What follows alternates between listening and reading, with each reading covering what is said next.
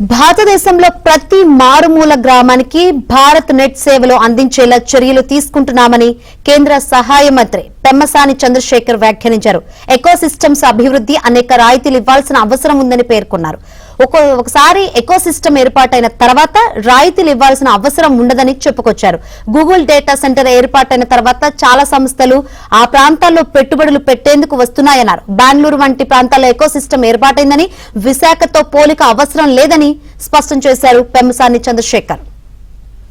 కూడా ఒక ఎకోసిస్టంలో ఒక బిజినెస్లో కానీ ఒక ప్రాంతాన్ని కానీ డెవలప్ చేయాలంటే ఫస్ట్ ఎప్పుడు కొంత సాక్రిఫైస్ చేయాలి. ఎవరైనా సరే బిజినెస్లో మీరు కొత్త ప్రోడక్ట్ తయారు చేస్తారు, చేసినప్పుడు మీరు ఇష్టం వచ్చిన రేటు పెట్టారనుకోండి, ఎవరు కొనేవాళ్ళు ఉండరు.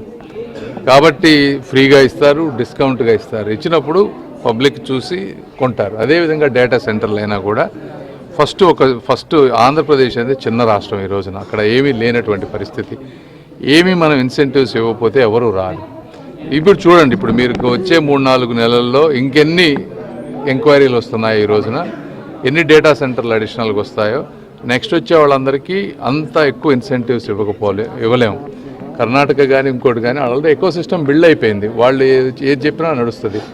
కానీ ఇది ఒక స్టార్టప్ లాంటిది ఆంధ్రప్రదేశ్. దీన్ని తీసుకురావాలంటే కొన్ని చేయాల్సి వస్తుంది. అయినా కూడా వచ్చే 5-10 సంవత్సరాల్లో మీరే చూస్తారు ఏ విధంగా అభివృద్ధి చెందుతుంది. Thank you. ఒకటి, గ్రామానికి భారత్ నెట్ తీసుకురావటం, అంటే దాదాపు 1,40,000 కోట్ల రూపాయలతో ప్రతి గ్రామానికి ఇంటర్నెట్ తీసుకువెళ్లే విధంగా అవన్నీ టెండర్స్ అన్నీ అయిపోయినాయి.